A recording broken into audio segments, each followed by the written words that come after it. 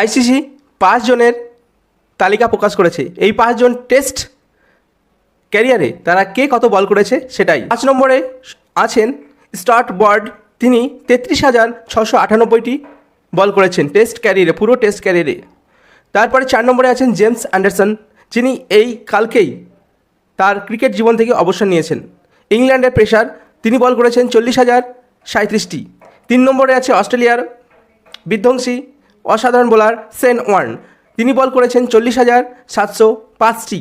এটা সম্পূর্ণ টেস্ট ক্রিকেটের হিসাব বলা হচ্ছে, ওয়ানডে মিলে নয়। 2 নম্বরে আছে আমাদের লিজেন্ড ভারতীয় বোলার অনিল কুম্বলে। অনিল কুম্বলে টেস্ট ক্যারিয়ারে তিনি 40,850টি বল করেছেন।